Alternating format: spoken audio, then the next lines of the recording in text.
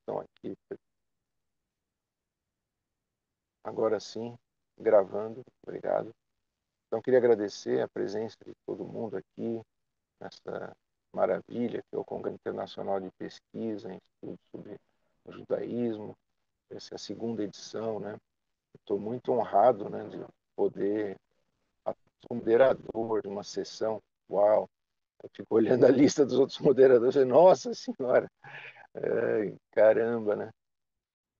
Gente muito legítima, né? E realmente eu acho que é uma comunidade maravilhosa que está surgindo e tenho assim essa honra de mediar, né, moderar essa mesa, né, sobre autores, né, sobre uma herança, né, que ainda estamos digerindo, né?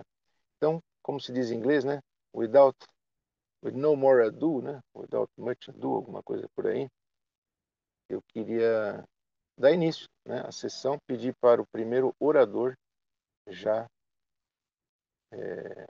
se posicionar e apresentar. Bom dia. Acho que a primeira apresentação sou eu, Cristiane, e eu vou compartilhar o meu slide, ok? Só um minuto.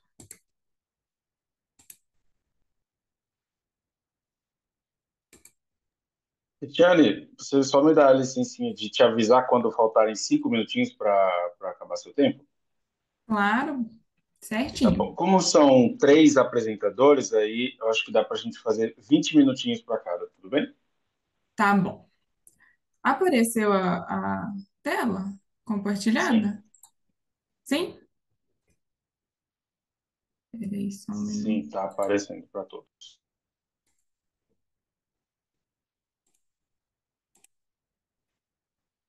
Bom, pessoal, bom dia. Eu me chamo Cristiane e faço parte do Laboratório de Estudos Judaicos da Universidade Federal de Uberlândia. E hoje eu vou apresentar o meu trabalho intitulado Narrativas do Exílio, a experiência da guerra em Zweig.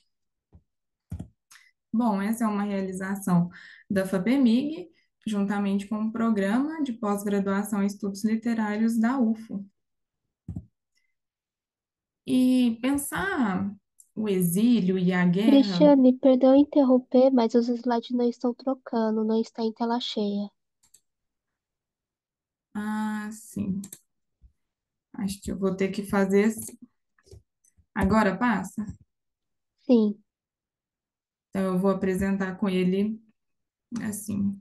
Cristiane, Oi. se você quiser apresentar ele de tela cheia, eu acho que você precisa compartilhar a sua tela e não só a janela. Tá, deixa eu ver. Entendi. Olha, agora foi? Foi sim. sim, tá Sim, passando. Agora eu tô trocando, né? sim. Deu certo. Beleza. Certinho, gente, obrigada. Como eu estava falando, pensar sobre o exílio e sobre a guerra nos remete de maneira muito forte à vivência do Stefan Zweig. Ele nasceu em Viena, na Áustria, em 1881 e produziu diversos textos, como romances, ensaios, biografias, contos, novelas, e ele foi conhecido mundialmente por ser um escritor pacifista, humanista, defensor dos direitos humanos, e também foi reconhecido pela exploração das nuances sociais e também da psique humana. Ele se destacou como um defensor apaixonado da paz e da compreensão entre as nações, traçando uma ponte entre culturas e promovendo empatia por meio de suas palavras. Nesse trabalho eu busco ver como que a vivência do exílio, dos seus deslocamentos, tem referência e como que isso aparece na obra do Stefan Zweig. E eu vou percebendo que essa temática sempre aparece de modo indireto nas suas produções, sejam na criação das personagens dos contos, das novelas, dos romances, ou da escolha das figuras a serem biografadas. tudo isso de maneira indireta, porque o Stefan Zweig, a não ser na sua obra tardia, próxima ali da sua morte, ele vai falar de modo mais direto sobre a guerra, sobre o nazismo, sobre o exílio, sobre a sua vivência, certo? Então, o Stefan Zweig, ele percebeu a questão da guerra, como que ele estava ficando já assim encurralado, quando ele recebeu uma visita na sua casa dos policiais para fazer vasculhar a casa dele em busca de armas. Ele percebeu que ali o Estado nazista já estava ganhando força e que ele seria censurado, perseguido, silenciado. Então ele busca refúgio em Londres e posteriormente ele vai para os Estados Unidos. Só que a sua vida, ele passa o final dela aqui no Brasil, na cidade de Petrópolis. E a sua chegada ao Brasil foi uma chegada muito aclamada, com grande prestígio, tanto pela imprensa quanto pelas autoridades brasileiras. No entanto, apesar dessa acolhida, Stefan Zweig sentiu esse desenraizamento, essa ausência de pertencimento a essa terra. Ele escolheu a cidade de Petrópolis por ter um clima mais ameno, por ser mais frio, assim como no seu país. Ele então buscava no Brasil essa retomada daquilo que ele havia perdido com a guerra. Ele vivenciou uma tensão entre esse reconhecimento público e uma crise existencial, porque além deles ter esse reconhecimento pelo público, pela imprensa, pelos intelectuais, houve uma cobrança do seu posicionamento. Principalmente os intelectuais aqui do Brasil, eles queriam que o Stefan Zweig se posicionasse politicamente, que ele falasse abertamente sobre o governo da época. E aí a gente vê sobre essa questão do exílio, eu retomo o Eduardo Said, que ele diz que o exílio nos compele estranhamente a pensar sobre ele, mas é terrível de se experienciar. Ele é uma fratura incurável entre o ser humano e o lugar natal, entre o eu e o seu verdadeiro lar. Sua tristeza essencial jamais pode ser superada. Então, o Stefan Zweig, ele viveu isso aqui no Brasil, ele veio para cá buscando algum pertencimento, algo que te relembrasse a sua vivência na Europa, mas sempre com uma tristeza muito profunda. Essa crítica dos intelectuais talvez exigisse muito do Stefan Zweig, algo que ele não estava preparado para se posicionar, para dizer por quê. Aqui, nessa época que ele chegou,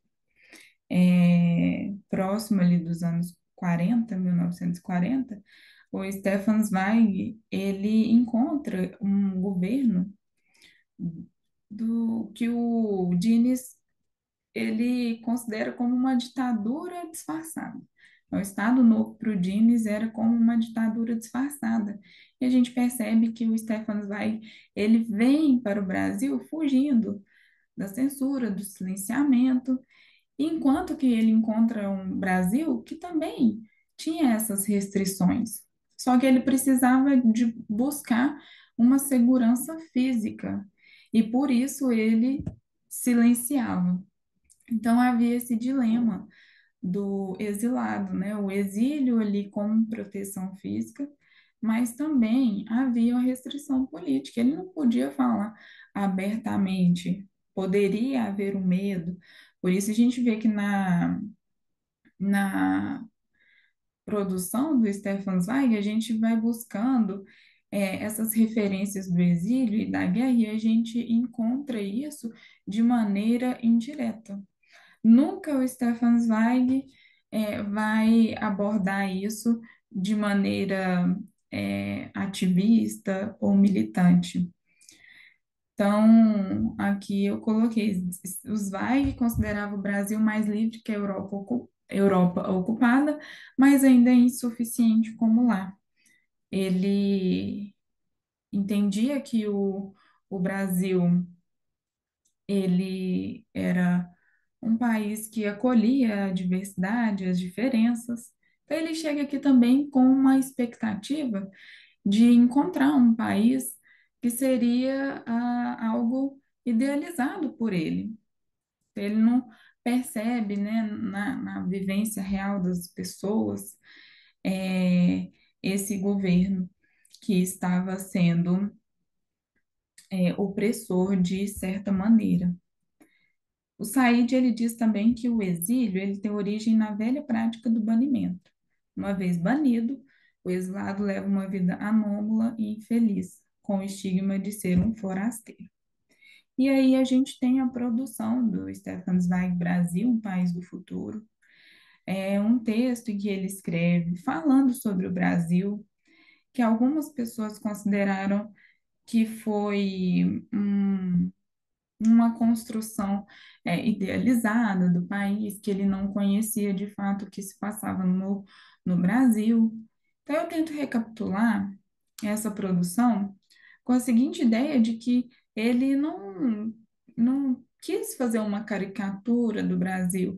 Na verdade, ele escreveu esse texto com a sua visão de que não era um país do futuro que ele estava vendo ali, mas sim um espelho idealizado de um passado europeu que havia sido destruído pela guerra e pelo totalitarismo. Então, ele buscava isso, era uma busca dele.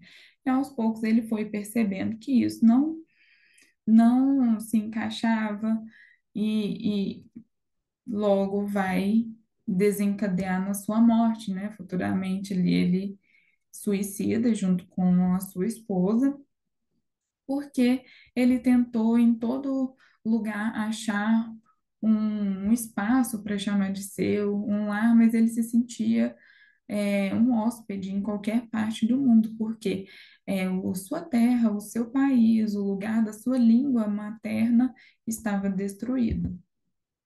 O Dines, no prefácio da autobiografia O Mundo de Ontem, escrito pelo Stefan Zweig, destaca que os últimos biografados foram selecionados para falar em seu nome, como ventrílocos. Evitava veemência para não confrontar os leitores. Preferia envolvê-los suavemente, convencê-los através de coadjuvantes apropriados. Então, isso a gente vai percebendo na construção do Stefan Zweig.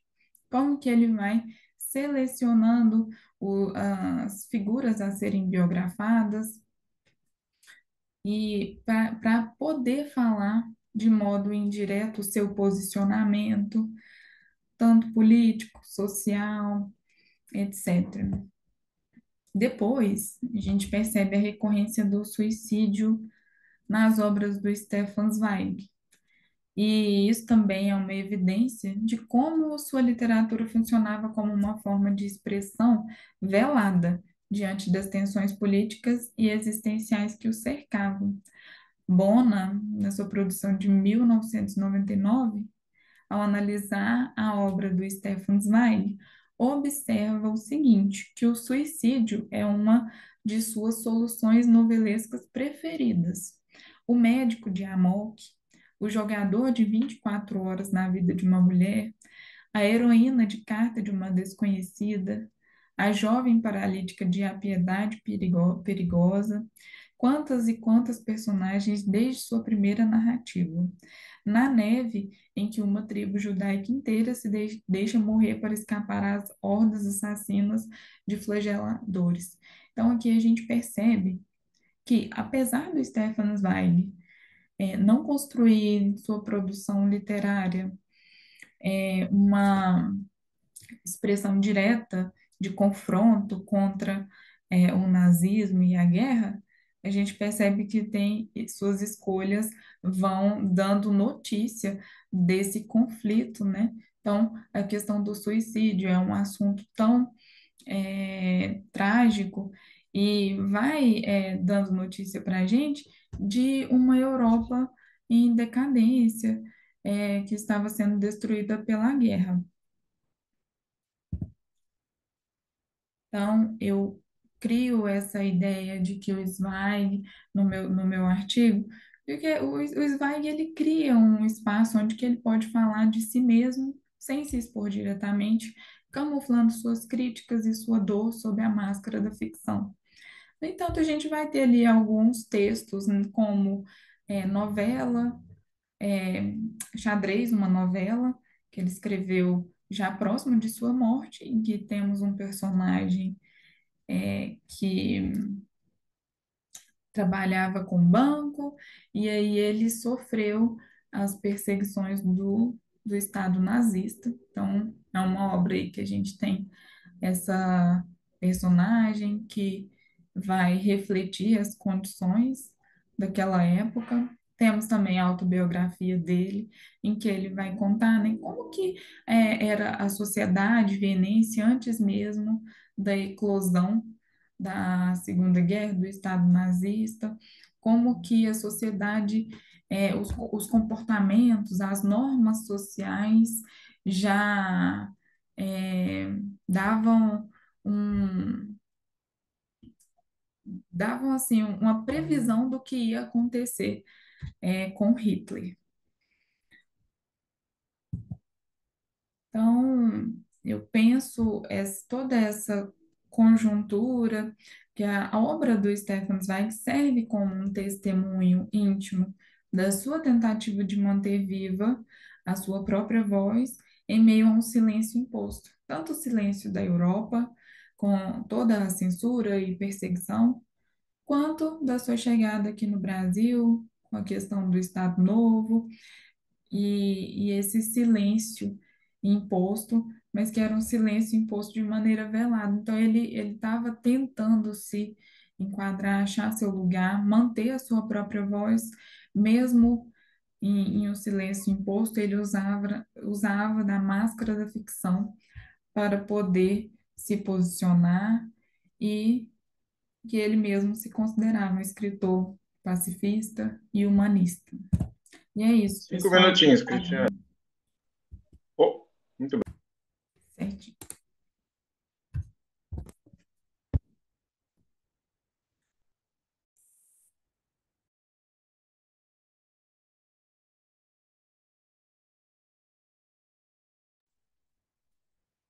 Pessoal, certinho aí? Eu já terminei minha fala?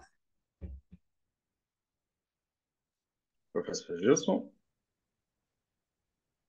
Desculpa, que eu tô para carregar e aí ela saiu. Eu queria agradecer a apresentação e passar a palavra, né, para o próximo apresentador. Obrigado pelo apoio. Ah, sou eu aqui, Marina. Estou tentando religar, reativar a minha câmera aqui. Eu não sei se vocês conseguem me ouvir? My video start. Tá Sim. Sim? ótimo. Maravilha. Então, vou começar. Bom dia e boa tarde a todos e a todas, direto de Viena. É um prazer estar aqui com vocês. Meu nome é Marina de Brito. Eu defendi a minha dissertação de mestrado, a qual consistiu em comparar traduções do alemão para o português brasileiro da autobiografia de Zweig, O Mundo de Ontem, e do livro do Brasil, Um País do Futuro, escrita por esse autor judeu, um trabalho que foi realizado em 2016 na Universidade de Lisboa. Em síntese sobre a minha experiência de contrastar essas traduções de quase um século de distância, ah, eu tive a honra de concluir sobre a relevância da subjetividade nessas traduções, né? E subjetividade também de Stefan Zweig, assim como defendem vários autores que eu cito, como Arrojo, Barrento, entre outros, atravessando esse trabalho do tradutor. Nesse sentido, o que eu defendo e o que eu penso ainda é que toda tradução é, em larga medida, um novo texto, bem como também isso me mobiliza a refletir acerca do monumental, grandioso trabalho de tradução de Zweig. Eu vou passar a palavra para o Giovanni se apresentar também. ele que vai apresentar esse trabalho comigo. Giovanni? Bom dia, pessoal. Estava procurando aqui, como eu estou compartilhando os slides, eu estava procurando o site aqui do evento, desculpa. Bom dia a todos e todas. Inicialmente, eu gostaria de cumprimentar o professor moderador, os colegas de mesa, a todos os presentes, bem como, claro, agradecer os organizadores desse evento tão relevante. É uma honra, né, estar aqui junto com todos vocês. Meu nome é Giovanni Souza Melo Júnior, né, como foi dito brevemente aqui. Eu sou vinculado ao Laboratório dos Estudos Judaicos, grupos de estudos coordenado pela professora Kênia. Pessoal, agora que eu vi que eu estava sem câmera, acho que quando eu compartilhei os slides ela saiu, desculpa. Grupo de estudos, então, coordenado pela professora Kênia, da Universidade Federal de Uberlândia, né? E atualmente eu estou no primeiro ano do estágio pós-doutoral aqui na USP, supervisionado pelo professor Luiz Kraus, a quem de antemão eu agradeço muito, né? Tanto a ele quanto à professora Kênia, a Marina, por ter a honra de estar compartilhando aqui essa apresentação comigo. E, de fato, essa pesquisa atual, então, de pós-doutoramento, ela tem uma certa continuidade das minhas pesquisas anteriores, do mestrado e do doutorado, assim como dialoga com o mestrado da Marina, como nós vamos ver, na medida que eu agora estou estudando, então, sobre a influência da literatura francesa no humanismo e pacifismo do Stefan Zweig, especialmente nas figuras de Montaigne e Balzac, e, de fato, acompanhando a apresentação da colega Cristiane, inclusive, nossas pesquisas têm muito a ver, né? Enquanto eu escutava, eu estava pensando nisso. Mas, enfim, eu vou passar a palavra para a Marina, para ela fazer a primeira parte da nossa apresentação. Obrigado, pessoal.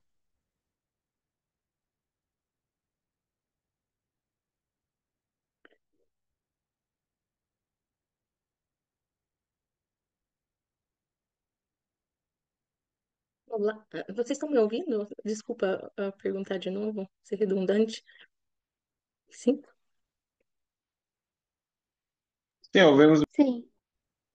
Ok.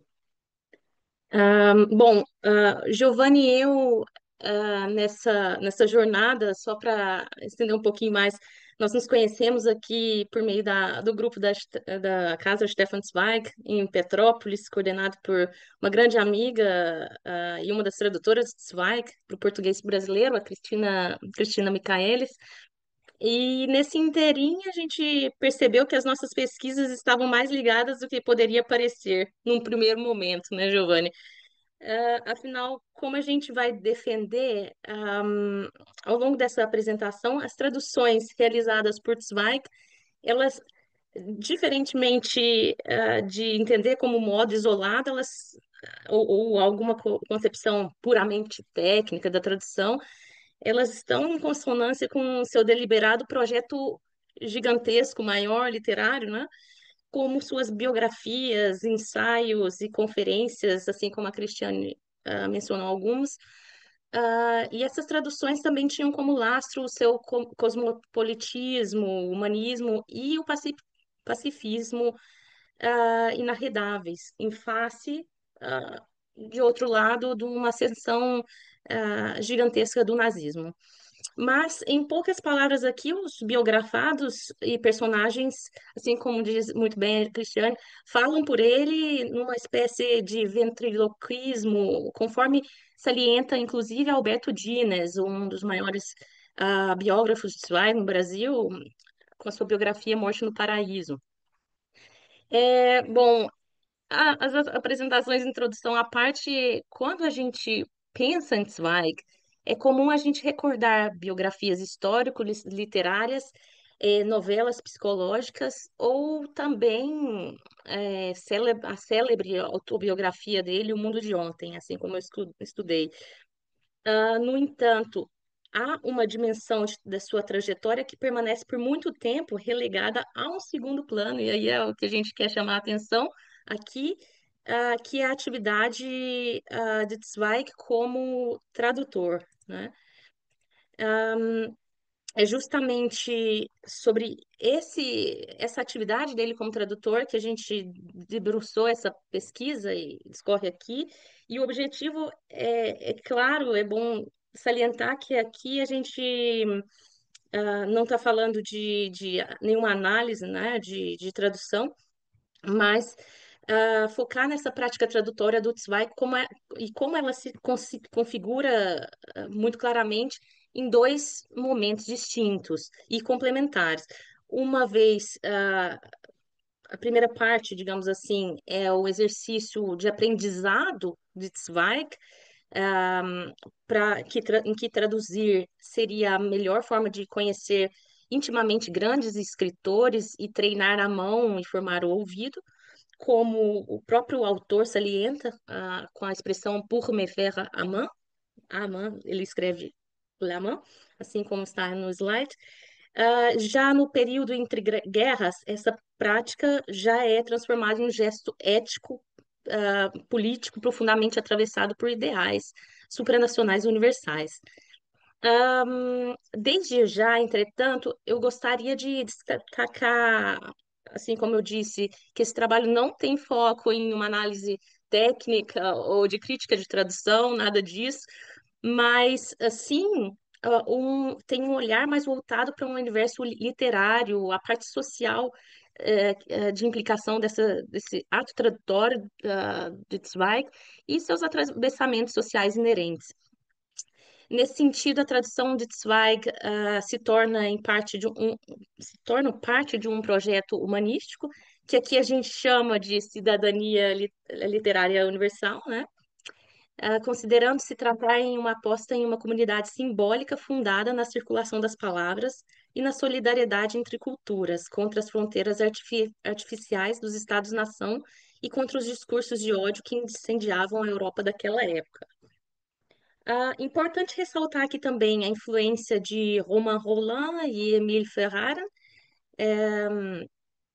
que revelou-se decisiva aqui para esse contexto, e também para a formação ética e literária do Stefan Zweig, ainda no início da sua trajetória. O Roland, por um lado, com a força moral, com a sua obra, né, destacando a iminência da guerra, onde Zweig aprende não só que precisava manter-se passivo diante da ameaça de um conflito mundial, continental, e por outro lado, o Ferrara, né, um grande inspirador de Zweig na Bélgica, que mostra novas perspectivas para a poesia lírica e também um, dá um contato inicial para Zweig sobre o pacifismo e o humanismo. Por um lado, a gente tem, se Roland mostra essa urgência de uma postura ética e ativa frente a uma barbárie que viria a acontecer, o Ferrari, por outro lado, por via da literatura, associa essa possibilidade estética, esse compromisso moral ao qual a Zweig opta por servir, e ele mesmo destaca o verbo em alemão dienen, a servir esse projeto, digamos assim, uma síntese que marcaria toda a sua obra futura. Esse movimento fica bem evidente quando a gente observa a escolha dos autores que o Zweig traduz, né? E a gente trouxe uma lista aqui dos grandes nomes. Não se trata apenas de escritores, pequenos escritores. Vocês já podem ver aí, são escritores de reconhecida genialidade estética, internacionalmente falando, tal como Baudelaire, Roland, Ferrari, no Pirandello, mas também autores, e esse é um ponto importante ressaltar, de países considerados inimigos nos tempos de guerra. O gesto aqui é claro e eloquente ao priorizar a circulação da literatura acima das divisões políticas e militares. O Zweig mostra que não estava interessado em reforçar fronteiras nacionalistas, artificiais e beligerantes, isso é claro. Muito pelo contrário, quando ele traduz escritores franceses, belgas, italianos, enfim, durante esse período em que a propaganda da guerra exigia muita hostilidade e separação, ele reafirma com muita convicção, né, de que a arte é um patrimônio universal e que, portanto, o tradutor deve atuar como um mediador, né? Ele sempre está aí nesse papel entre culturas, através da sua tradução, literatura, enfim, mesmo e talvez sobretudo quando as circunstâncias empurram em uma direção contrária. E o Giovanni vai mostrar aí para vocês uma citação, a qual eu vou fechar agora a minha parte, e agradecer a todos pela apresentação, e depois passar a palavra para o Giovanni, finalizando com essa citação de que não existe mais segurança na Terra e esse sentimento fundamental se refletirá necessariamente na concepção espiritual de Montaigne. Que o Giovanni vai falar um pouco sobre isso. Daí a necessidade de tentar buscar tal segurança fora desse mundo, fora da pátria, de se recusar a participar do coro de possessos e criar para além do tempo uma pátria própria e um mundo próprio. E é isso daí, eu passo a palavra para o Giovanni, muito obrigada.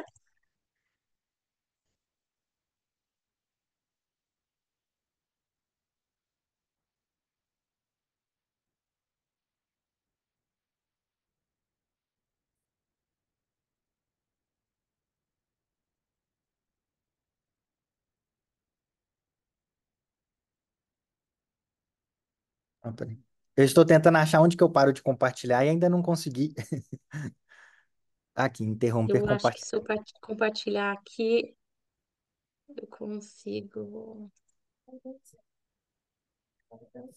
Vocês estão me escutando bem? Sim, Sim.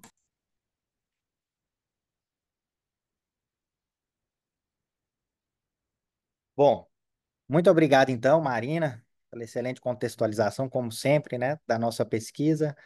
Acho que a Marina já deixou muito claro qual que é então, a tese que a gente está defendendo aqui, né, baseado em vários outros autores, claro, que já se debruçaram sobre esse aspecto humanista e pacifista de Zweig, né, entre eles o Alberto Dines, por exemplo, que foi citado aqui. E aqui o nosso foco ele se dá na parte da tradução, mas não no sentido técnico de avaliar alguma tradução em específico, como a Marina já ressaltou. Bom, dito isso, então, a gente entende que a tradução em Zweig, ela não se reduz a uma operação técnica ou formal. Na verdade, a gente acha que vai para além disso, né? Como a gente tem explicado até aqui o momento, quando a gente olha o todo. E ela acaba se constituindo como uma prática de escuta ética e de acolhimento da alteridade, nesse contexto da guerra, né? A gente não pode esquecer o contexto que isso se dá, né? Traduzir autores estrangeiros em tempos de paz e traduzir autores estrangeiros tidos de nacionalidades inimigas em tempos de guerra, né? São coisas muito diferentes. Então, traduzir nesse sentido, né, a nosso ver, significa sustentar a singularidade do outro em sua densidade própria, sem violentá-la ou reduzi-la a esquemas pré-existentes. E aí eu abro um breve parêntese aqui, né? Enquanto a gente fazia esse trabalho, ele vem de um capítulo de livro que a gente pretende publicar no segundo livro do Laboratório dos Estudos Judaicos. E durante, então, a elaboração desse capítulo, a gente foi percebendo, né, que essa postura do Zweig, ela nos remetia muito à ética da psicanálise, né? E é preciso a gente lembrar que Zweig ele foi um grande amigo de Freud, né? Durante 3 décadas, eles trocaram várias correspondências, se encontraram pessoalmente, amizade que foi interrompida de fato somente com a morte de Freud, né? Então, em certa medida, nos parece que tanto o analista quanto o tradutor, eles operam perante esse outro irredutível, cuja expressão exige escuta atenta e respeito à diferença, em lugar de imposição de uma lógica já constituída.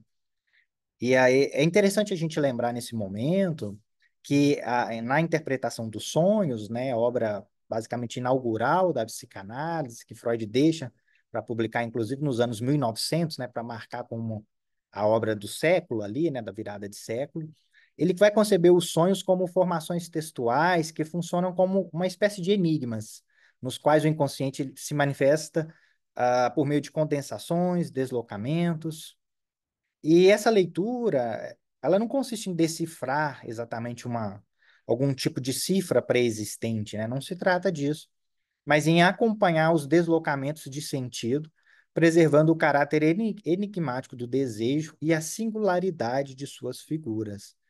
Cinco E aí, minutinhos, Giovanni. tá bom, obrigado. Lacan, então, ao retornar à letra freudiana, a partir da linguística de sua época, né, formula que o inconsciente ele é estruturado como uma linguagem, indicando que esses processos psíquicos não se articulam segundo lógica da consciência, mas por meio de operações como metáfora, metonímia, que exigem um trabalho interpretativo atento à ambiguidade, ao equívoco e ao mal-entendido.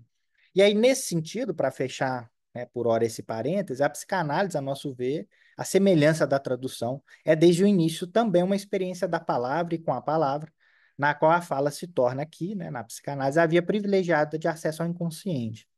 E aí esse deslocamento, a gente pode pensar também, né, em direção a uma escuta do inconsciente linguageiro, permite compreender o gesto tradutório de Zweig, uma vez que sua prática não se reduz a um exercício técnico, como a gente está tentando demonstrar até aqui, de correspondência entre idiomas, não é uma tradução pela tradução, mas manifesta-se como um ato ético em que sua subjetividade humanista e pacifista se inscreve a todo momento. Cada decisão tradutória se torna, nesse sentido, uma escolha interpretativa atravessada por valores, ideais, uma forma de resistência cultural diante da violência e da barbárie. Se para Freud o sonho, ou mais precisamente o relato do sonho, é a via régia de acesso ao inconsciente, e para Lacan a fala é o ponto de emergência do sujeito, uma vez que ele se constitui pela linguagem, talvez nós possamos dizer que Zweig na tradução pode ser entendida como um caminho de mediação, como a Marina já bem o disse, em que línguas e culturas se encontram para além de nacionalismos artificiais e beligerantes. A tradução se faz assim um ato de preservação da humanidade, né? Reafirmando a solidariedade entre povos e inscrevendo-se como gesto ético diante de uma história que parece falida, né? Que parece plena de catástrofes. É importante notar também que nos diferentes gêneros literários essa postura ela é atravessada de maneiras diferentes por Zweig, né? Para além dos seus ideais humanistas e pacifistas, né, lastreados no seu cosmopolitismo, o Zweig também, por exemplo, na poesia, como evidencia Heinziger, ele preserva o ritmo e a atmosfera dos autores, claro, buscando recriar no alemão a mesma intensidade estética encontrada no francês ou no italiano. No teatro, a gente tem a obra de De Michele, né, que explicita muito bem, como no caso de Pirandello, a exigência ainda era maior, porque o texto precisava ganhar vida diante do público, né, no teatro, em uma nova língua. O próprio Zweig afirma em sua autobiografia que escrever e traduzir, naquele momento de devastação, era a única forma de justificar sua existência, né? A única tarefa moralmente legítima naqueles tempos. Então, ao recusar os discursos de ódio que desconstruíam e matavam, ao insistir em dar voz a escritores de países considerados adversários, que construíam, criavam, né, ao invés de destruir e matar, Zweig transformava a tradução em uma espécie de trincheira de resistência ética. E aí, dessa forma, nós podemos compreender sua prática tradutória como parte de um projeto mais amplo de cidadania literária universal, como a gente está chamando aqui, ao se apoiar em sua obra e na autobiografia, né? E ele faz isso muito baseado em Montaigne, né, no conceito de cidadela, de Goethe, né, daquele eu mais inalienável, que a gente não, aquele eu psíquico que a gente não pode abrir mão de forma alguma, a despeito das intempéries exteriores, né? Então, o que está em jogo não é apenas a difusão de autores estrangeiros, né, ressalto, mas a construção de uma comunidade de destino compartilhado, fundada na circulação da palavra, em plena guerra mundial, e sua lógica paranoica de inimigos. Como ele mesmo escreveu em sua autobiografia, nunca me pareceu mais importante do que naquele momento fortalecer a ideia da solidariedade intelectual para além de nacionalidades e idiomas, né? Acho que essa frase resume muito bem.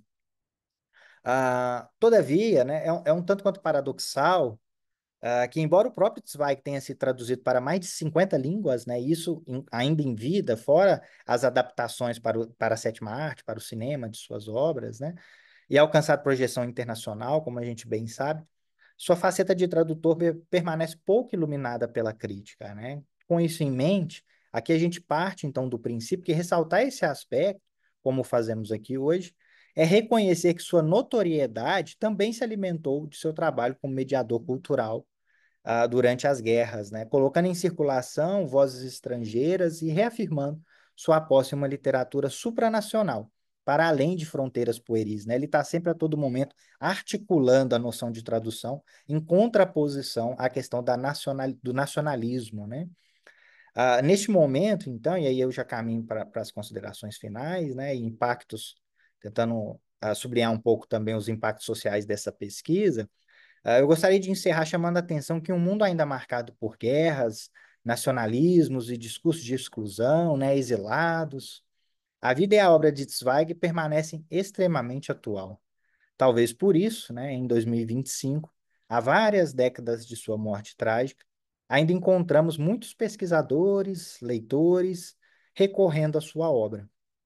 Uma vez que, para além de estilo ou estética, a sua letra, ela sempre nos ilumina caminhos éticos possíveis em face desse impossível da violência que insiste em não cessar. E por fim, a gente acredita ser lícito, então, afirmar, né, e gostaríamos de fechar com essa frase, que pelo exposto até aqui, nos parece que traduzir, afinal, é também resistir. Bom, muito obrigado, pessoal, e desculpa pelos erros técnicos aqui.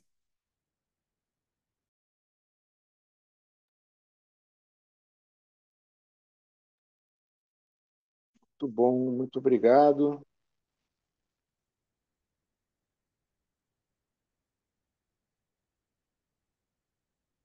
Obrigado, pessoal. Que maravilha, hein? Eu vou pedir desculpas, deixa eu ver se melhora o som aqui. Eu estou com uma obra na janela. Vocês estão conseguindo ouvir bem? Sim, professor. Então, Sim. Tá bom. Bom, gente, muito obrigado. É, apesar de eu ser coordenador aqui, que foi, como eu disse, né, uma gentileza mesmo, uma honra, mas na realidade eu não sou um especialista, eu sou um cara, digamos, mais curioso, interessado. Não estou vinculado a nenhum programa acadêmico de estudos do judaísmo, nada disso.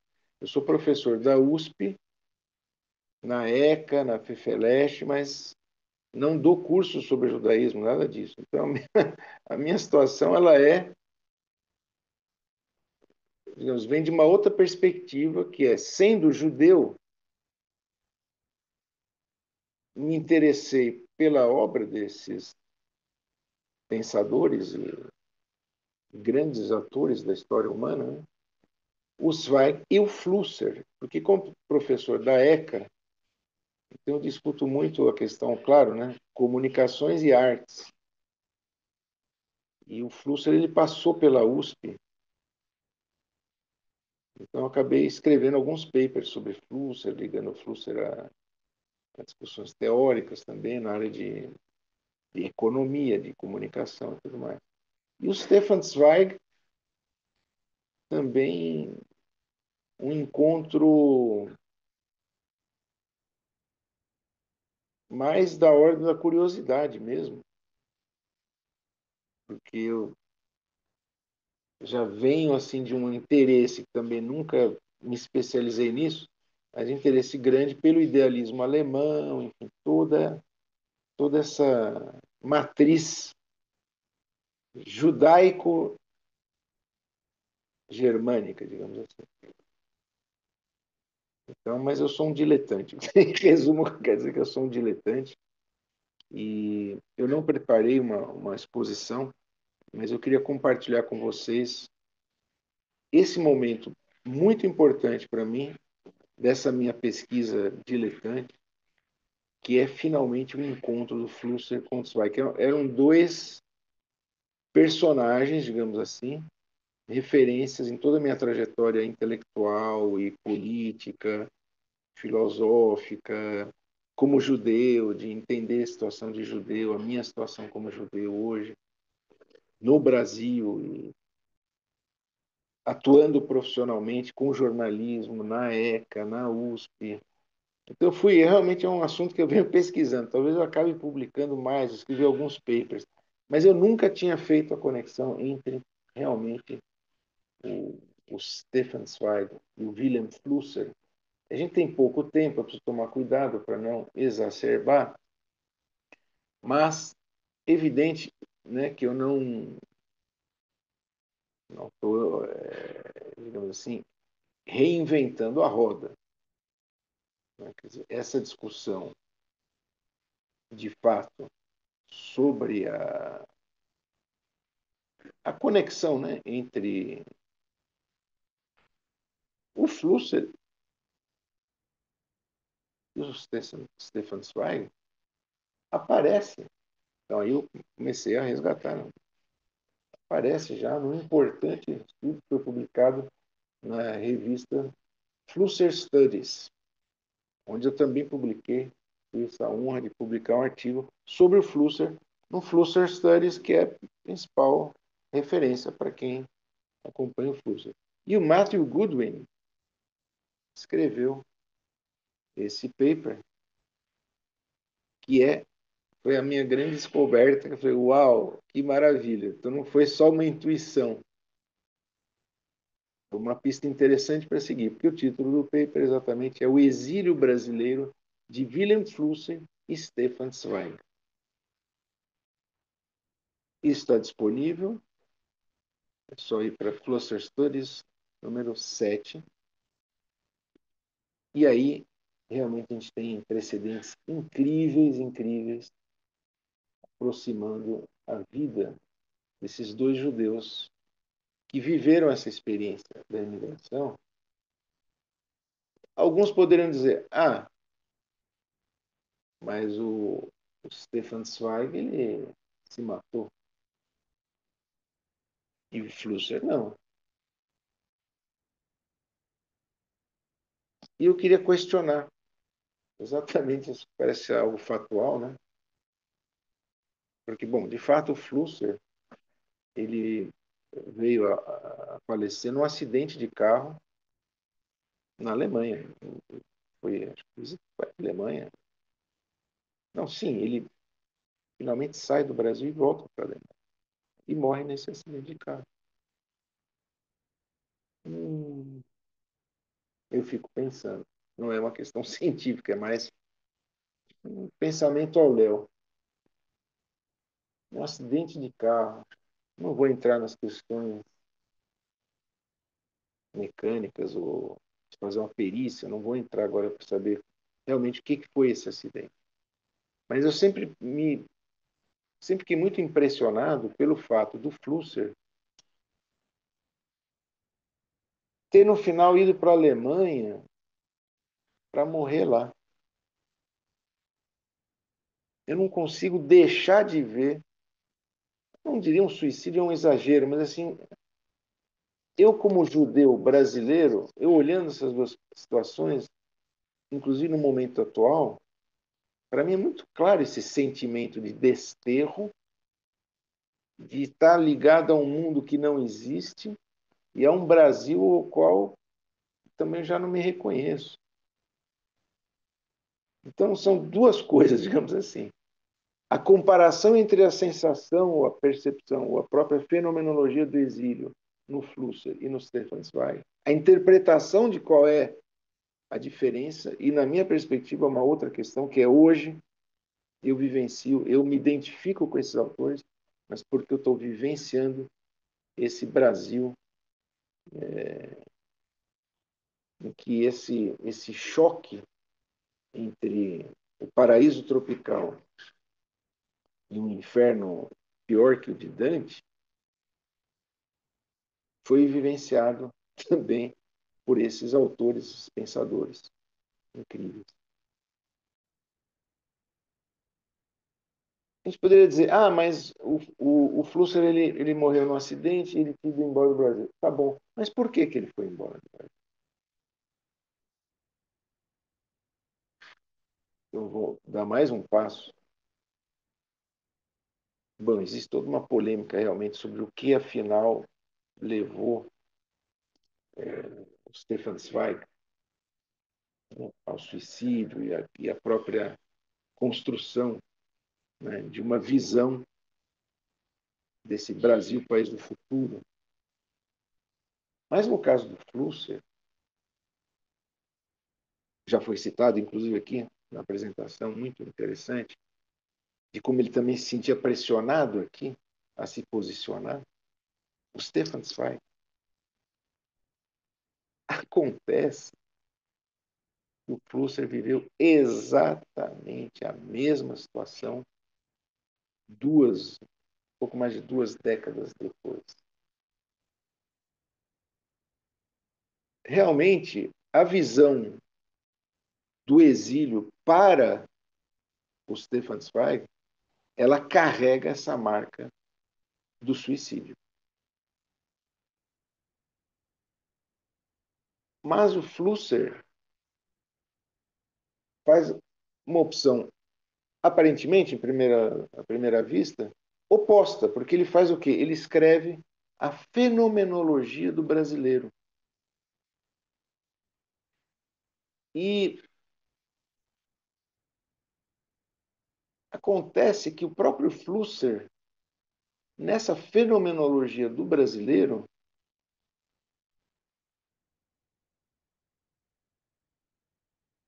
o pensamento dele está evoluindo, do Flusser, muito influenciado por essa vivência no Brasil, mas que no final das contas acaba sendo um exílio em que, pelo brasileiro, ele projeta um otimismo, mas na prática, o próprio Flusser, ele é praticamente, hoje a gente diria, cancelado no Brasil.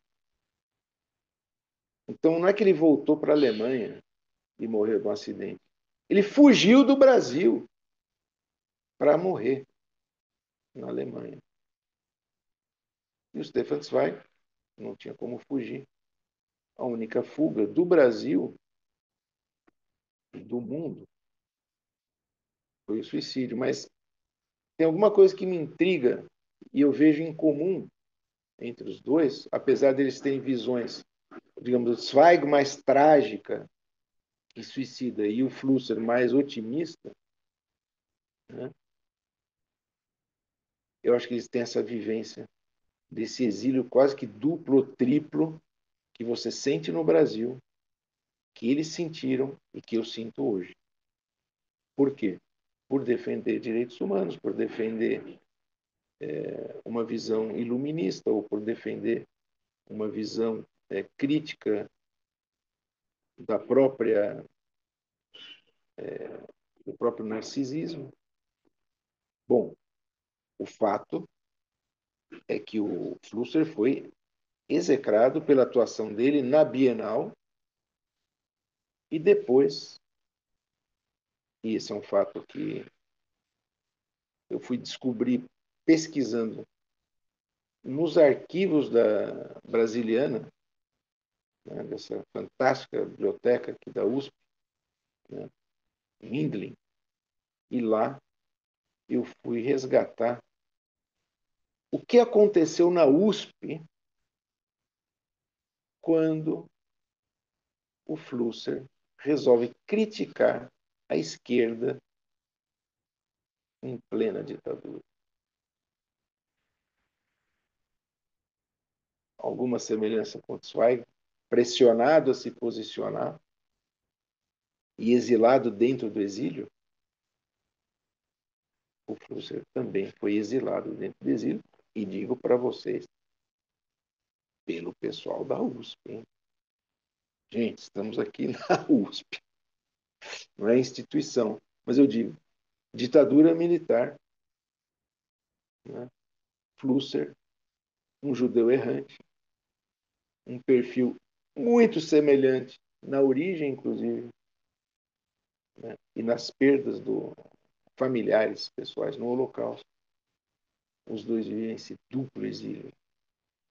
Não é simplesmente que são dois judeus que estavam no Brasil e fugindo do nazismo, mas essa falsa, né, imagem, ícone do Brasil, que é tão acolhedor da diferença e tudo mais. Por razões, eu insisto aqui, eminentemente políticas, o Zweig, ele sofre essa pressão, aí eu teria que discutir mais isso, como foi naquela época, o que significava, em contexto de outras pressões, mas o Flusser ele sofre a mesma coisa, apesar de ter uma visão otimista, mas aí já seria um outro tópico, realmente aprofundar mais aonde que é o pessimismo e o otimismo de cada um. Na minha leitura, a chave para o otimismo ou pessimismo é a tecnologia, ou seja, o Stefan Zweig ele, ele é muito mais trágico, ele é muito mais essa Alemanha pré-industrial, né? Ele é muito mais idealista, o Stefan Zweig, do que, claro, o Flusser. O Flusser é o homem da mídia, da comunicação, né? E ele, bom, transformou-se, não foi reconhecido na época, depois foi reconhecido. Hoje ele é indispensável em estudar comunicação, porque ele tem uma visão da tecnologia que é, vamos dizer, para resumir muito rapidamente aqui, digamos, mais otimista. Então, acho que isso é a minha leitura, quer dizer, a diferença entre os dois, conceitual, ela, otimismo ou pessimismo na condição do exilado, tem a ver com cada um deles vê a própria tecnologia e a relação do homem com a tecnologia, mas seria um outro peito. De qualquer maneira, eu queria insistir nesse momento mais no mal-estar, não o mal-estar da civilização, o mal-estar na civilização do Freud, mas o mal-estar nos trópicos, o mal-estar nesse lugar que realmente vive ditaduras, vive situações terríveis de perseguição à diferença, de ódio ao diferente, mas tem essa aura de acolhimento, mas pelo menos no caso desses dois judeus quase brasileiros, a fenomenologia mostra que a política sempre cobra um preço alto das pessoas. E o Flusser não estaria dirigindo de carro lá na Alemanha se os brasileiros, especialmente o pessoal da USP, da esquerda da USP, fosse um pouco menos radical, não no sentido dos princípios, mas da maneira como pratica realmente o debate, né? Então, isso afeta a vida das pessoas, e, infelizmente, esse já é outro tópico, né? Mas é o mesmo, quer dizer, na verdade, como é que uma universidade acolhe, como é que as instituições, como é que o Brasil, como é que a intelectualidade acolhe um exilado, e dois nomes extraordinários, universais, e que no Brasil enfrentaram esse segundo exílio. Bom, gente, acho que eu consegui mais ou menos resumir, né? Eu estou trabalhando na elaboração desse paper, então, comparando, né, a experiência do exílio, a questão do suicídio, da morte, tanto digamos, numa leitura, digamos, icônica, né, do que a morte de cada um significa, e, na realidade, que tipo de vida eles levaram e levavam, né, no Brasil, para acabar encontrando, nos dois casos, mortes prematuras, né, a gente pode dizer. Um suicídio e um acidente têm em comum pelo menos isso, né? Elas abreviam alguma coisa, quanto muita coisa ainda poderia, né, viver e florescer. Obrigado, gente.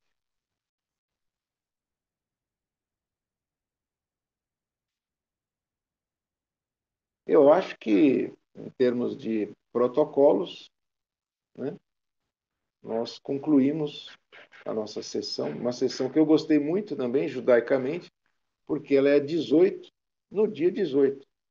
Então, nós estamos, no caso, duplamente abençoados, numerológica e cabalisticamente, porque a nossa sessão 18 do dia 18 termina exatamente às 10 horas e 1 minuto, então também está tudo muito bonito.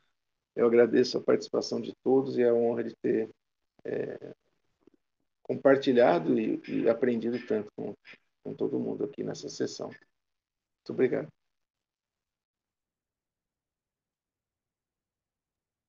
Professor, só fazer um pequeno aviso, aqui eu sou o Thiago, sou do apoio técnico aqui do evento. Geralmente no final das apresentações, a gente deixa um espacinho para as perguntas e interações entre os pesquisadores, ou se alguém do público tiver alguma pergunta, também pode abrir o microfone, fazer a pergunta.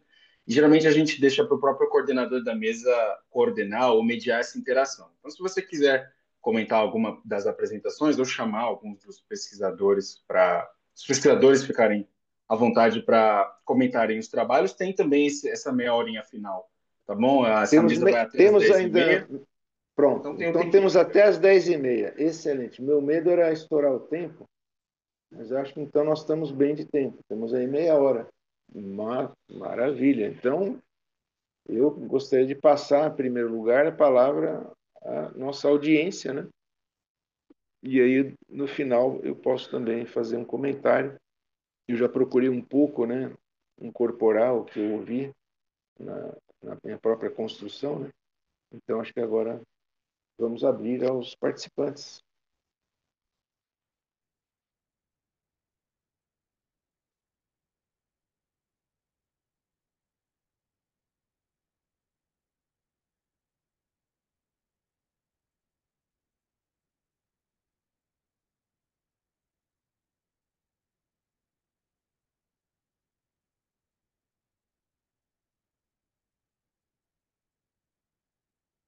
Todo mundo está tímido, é isso?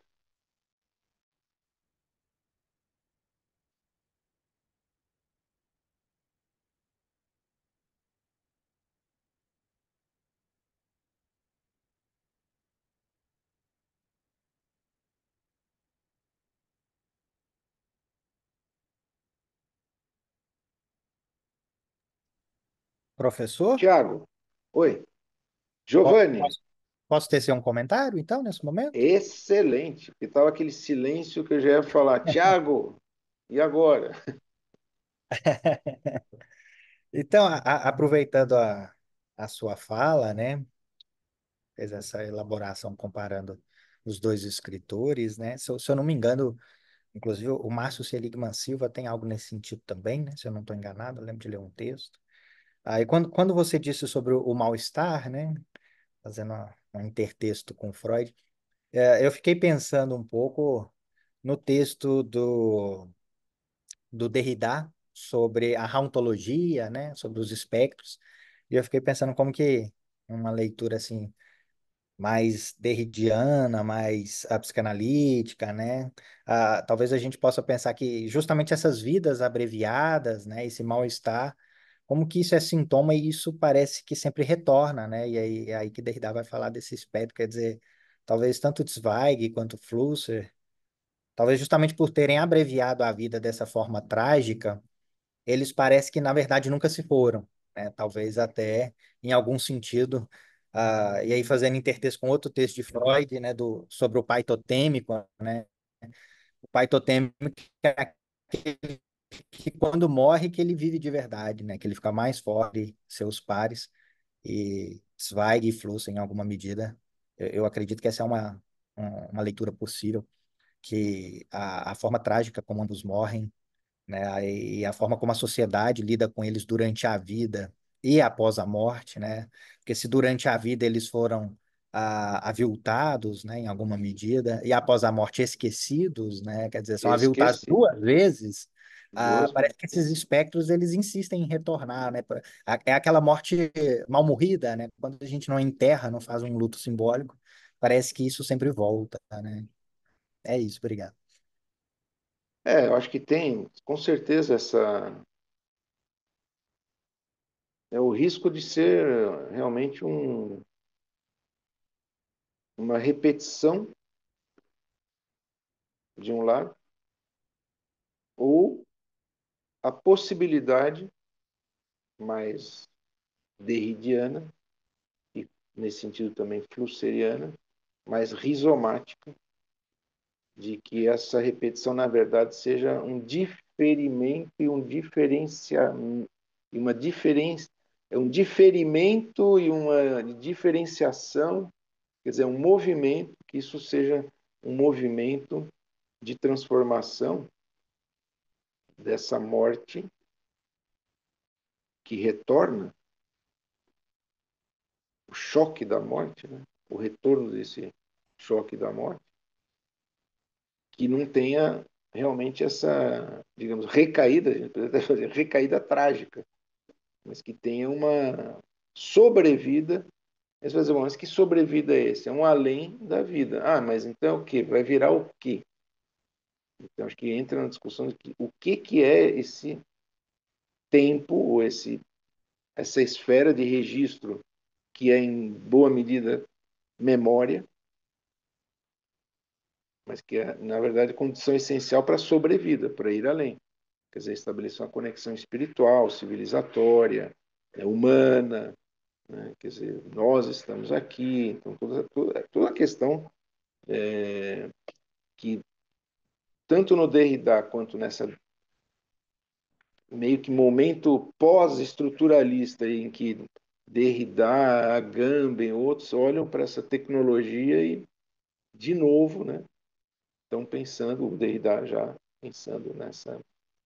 O que você põe em movimento que seja desejante e não que seja simplesmente o empacotamento ou a morte pela desumanização. E a máquina é uma forma especial de desumanização.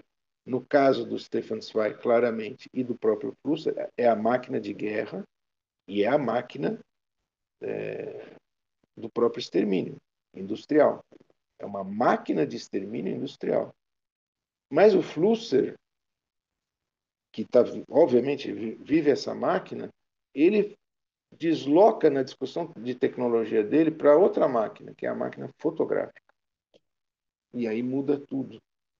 Porque ao conectar essa maquinação humana a uma visão, ele já sai do material e vai para o imaterial. Que é uma visão do espaço, é uma visão do tempo, é uma visão metafísica e espiritual. E no final, é isso, quer dizer,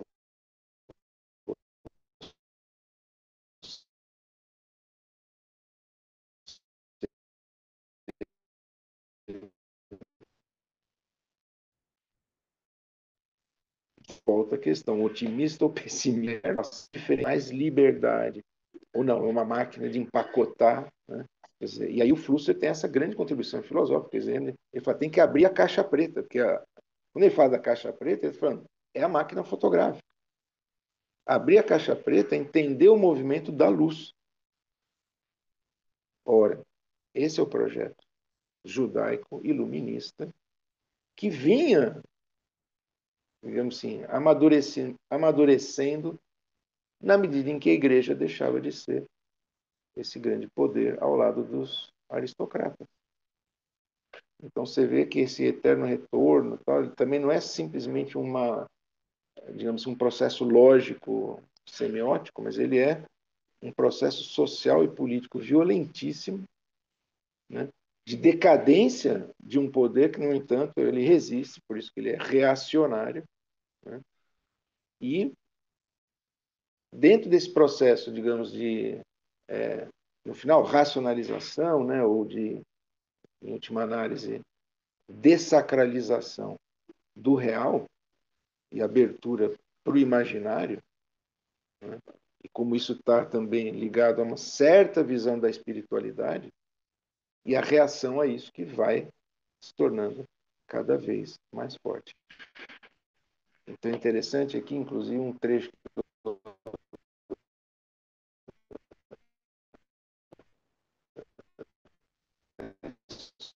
sublinhei aqui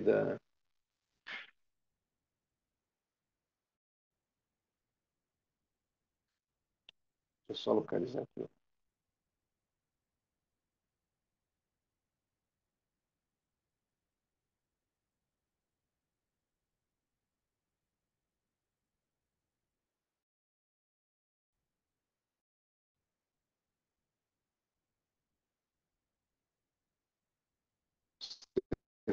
Ele fala dessa... Primeiro é o impacto da natureza e do sensorial, né, e antropológica. Mas ele, nessa viagem pelo Brasil, ele nota, olha, eu não fui a Santa Catarina, mas dizem que os mais velhos ainda têm o retrato do imperador nas casinhas de madeira. E as casinhas mais novas já têm retrato do Hitler. Então, a percepção de que você está dentro de uma máquina que é global, opressora, discriminatória, genocida, para onde você escapa? Eu tenho visto na mídia agora, óbvio, né? Várias declarações no New York Times de palestinos dizendo, olha, a gente está preferindo morrer, a gente vai ficar aqui, a gente prefere morrer, vamos morrer aqui, pronto. É mais digno e pronto. Então, assim, é um momento dramático que a gente está vivendo, onde, de novo, a gente enfrenta essa desumanização pela máquina, ou seja, pela ciência, pela tecnologia, vinculado a uma perspectiva, um ponto de vista. Né? O termo do Flusser é ponto de vista.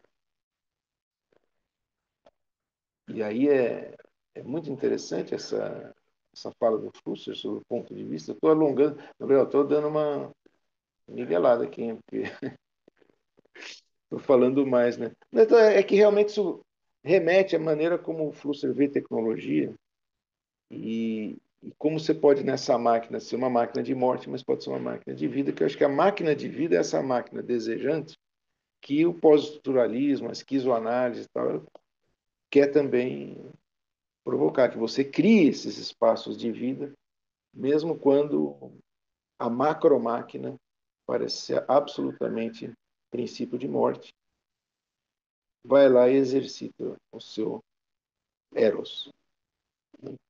Então tem essa questão, como você falou, né? Só tudo isso para te dar razão. E assim, eros e thanatos, né? Nas máquinas, nos totens, nos ícones, né? E é o que eu chamo da economia, a importância da gente entender a tecnologia no contexto de uma economia. São ícones, são totens, e concordo totalmente com você. Mais psicanálise. No final das contas, eu estou falando, mais judaísmo. Mas aí já é uma outra discussão. Pô, mas como é que fica? É um momento complicado.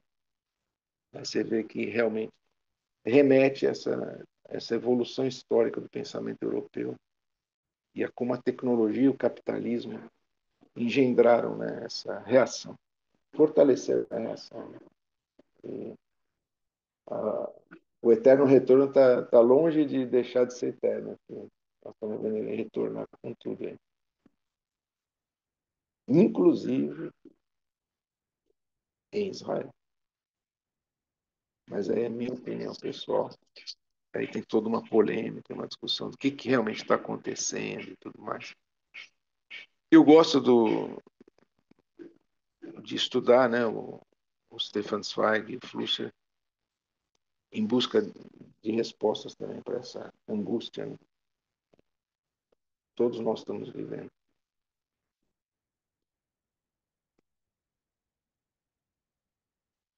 Tiago, temos mais algum comentário? Isso aqui a gente fez quase que um bis. Aí está aberto agora para os próprios pesquisadores, se quiserem comentar mais alguma coisa, aí tem mais um tempinho ainda. Senão a gente faz as considerações finais. Fica à vontade, professor. Eu acho que a Marina tá com a mão levantada, pessoal. Eu Isso. não vi aqui. Ah, Obrigada, opa. Giovanni. Eu queria só Desculpa, fazer Marina. alguns. Eu não vi tua mão levantada. Desculpa. Sem problemas. Bom, eu queria mais uma vez agradecer essa oportunidade aqui, através do nome do professor Gilson Schwartz.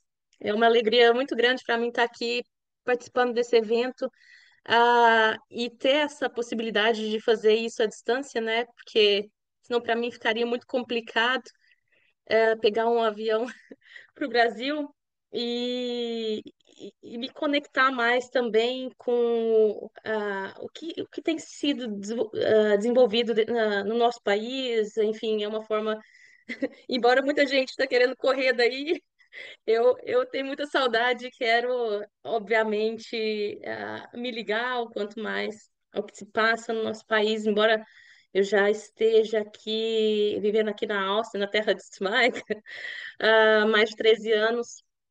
É, e primeiro também agradecer ao professor também por essa conexão que eu nem imaginava. Foi um insight muito bom, né? Casar essa conexão de Flussa com Zweig. Eu não conheço muito sobre Flussa, aprendi muito hoje também. Agora já, como eu estou por aqui, eu vivo indo para as bibliotecas aqui, a biblioteca da Universidade de Viena tem muita coisa, é perto de Praga ou da República Tcheca também, que eu vi que é o país de Fusa, né? É, e achei bem interessante essa comparação, ah, de abordar a questão do exílio dentro do próprio exílio, né? Eu tento sempre, para além de teoria, casar com a prática e o que acontece no mundo. Tenho muitas conexões aqui com pessoas, com outros refugiados também, ucranianos, sírios. Para mim calhou na época que eu escrevi a minha dissertação, eu estava em Portugal ainda. É, eu fiz um semestre aqui na Áustria e participei justamente daquela onda de sírios vindo em direção à Alemanha, à Áustria. Eu fui em estações de trem abarrotadas, mas assim, a gente não tem ideia, a gente não consegue, por mais que quando a gente pesquisa, parece que a gente está no meio daquela efervescência, né? de Dessa questão, de questões que eu acho que eu não sei como que foi com vocês, mas comigo mexeu muito essa questão do exílio. Não sei se é porque eu estava aqui e eu vivo isso o dia na pele todos os dias aqui. E essa questão, essa tendência global, né, que vocês falam muito, o que acontece no Brasil, a gente vê que não é uma tendência que só se passa no Brasil, né? Eu falo como imigrante em outro país e não na condição de exílio, que deve ser completamente diferente. Esse é o ponto número um. Na condição de exílio, já é outra questão, né? Eu acho que é uma outra questão. Mas eu queria também abordar aqui, aí falando de exílio e essa questão da dificuldade de não poder se manifestar, né, numa época de ditadura, de repressão, assim como a Cristiane bem pontuou algumas questões. Zweig era cobrado para falar, para se manifestar, e não só não era o time dele de levantar a bandeira e ir lá, enfim, né, fazer isso, mas eu acho que o ponto interessante é que, mesmo com toda a pressão que ele vivia naquela época, eu tenho mania de falar muito sobre a palavra voz com o Giovanni, a gente filosofa e conversa muito, né? Ele conseguiu arquitetar incrivelmente a manifestação dessa voz que ele não podia, embora toda a pressão, todo aquele caos, né, para ele se revelar ou para eles conseguirem, como posso dizer assim, pegá-lo, né? Ahn, Ele usa de um artifício muito sutil e muito arquitetado, muito projetado intelectualmente, de usar a literatura, né, como uma ferramenta, a literatura, a tradução, inclusive, porque ele traduz muitas obras durante o seu período de juventude, isso daí pré-guerras, mas ele também faz traduções durante algumas traduções bem selecionadas, né? Já no período durante ou pós-guerra, né? Durante guerra, né? Um pouco antes da guerra e durante a guerra. Então, eu acho que isso é incrível, como ele arquiteta isso, como é que ele consegue articular a posição da voz, como é que ele atinge o seu público, ah, por meio da literatura e da tradução. Isso é incrível. E agradecer esse espaço mais uma vez de conexão aqui, entre todos esses assuntos e Brasil e Áustria também. Muito obrigada.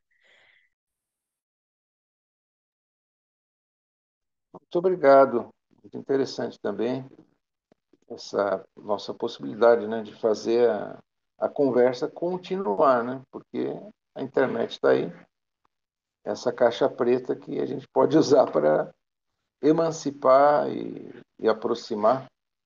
E às vezes, né, essa é a realidade. É mais fácil você falar com um colega pela internet que está na China do que com o que está na sala do teu lado. Por N razões, não vamos entrar nos detalhes agora, mas acho que o Congresso traz essa oportunidade realmente da gente sentir menos sozinho, né? E sentindo que pesquisa é isso, né? É aprender sempre mais com, com o nosso próprio trabalho, né, ao longo do trabalho, mas sempre muito, muito mais nessa escala, né, de interação, né, de comparar as pesquisas e receber insights, né. Eu hoje já recebi mais um agora, também, que veio agora, durante a nossa conversa, que é toda essa discussão do Ferlaman, né, e que isso é totalmente Flusser. Ele, em 1985, eu ia citar, vou aproveitar agora para falar, ele faz um curso na Bienal de São Paulo, em 85. O título do curso é Artifício, Artefato, Artimanha. E ele fala, bom, o que é artifício? É o fazer técnico. Esse fazer que ele diz, esse é o fazer humano. Então, acho que esse fazer Verlamin, né, quer dizer, tem aqui uma questão, no final, vai remeter também, por exemplo, ao Heidegger, né, a leitura que os heideggerianos, e o Derrida é um heideggeriano, que a gente passou aqui mais ou menos, né, damos uma citadinha, mas, claro, tem toda essa discussão. Tecnologia, vida ou morte, né? Heidegger e talvez aí os contrapontos judaicos, né? A visão do Heidegger, que o Derrida também é mais um. Talvez, ó, ano que vem, Zweig, Flusser e Derrida. Uma boa ideia, hein? Seguir aqui a sugestão. O pessoal vai ver aqui depois, vou encaminhar. Olha, sugestão que saiu do nosso grupo de pesquisa. O ano que vem a gente quer voltar a falar e vamos puxar um pouco mais aí essa conexão também, Derrida e tal, sei lá, estou aqui brainstorming, né? Mas realmente agradeço também. Se ninguém mais tiver observações a fazer, eu vou passar a bola para o Thiago, que é o nosso apoiador aqui, mais que isso, né, orientador. Obrigado, Thiago, também pela tua presença e apoio. E me despeço então aí de todo mundo. Bom, pessoal, ótimo. Foram ótimas as apresentações. Agradecer todo mundo, todos os pesquisadores, todo mundo que está acompanhando aí. Eu queria só passar um recadinho. Para quem está em São Paulo, a gente vai ter hoje o evento de encerramento do Congresso, um evento presencial, que vai acontecer na Unibis Cultural, ali perto da Estação Sumaré, a partir das 18h30. Vai ser um evento de encerramento, onde a gente vai ter um debate entre o Bernardo Sorge e Márcio Seligman Silva. Vai ser um evento muito legal. Além disso, a gente vai ter uma confraternização, né? Enfim, comida, bebida, vai ser um tempo ali para a gente também poder conversar, encontrar os outros pesquisadores. Infelizmente, para quem está de Viena, a gente não preparou nada, mas, enfim, a gente queria estender esse convite, lembrar todo mundo. Vai ser muito legal ter vocês lá, às 18h30, hoje, na Unibis Cultural. Acho que esse era o recado que eu tinha. Então, muito obrigado, professor, pesquisadores, público, obrigado mesmo. E a gente se vê na próxima. Um bom resto de congresso aí para vocês que vão acompanhar as próximas mesas. E tchau, tchau, gente. Obrigado.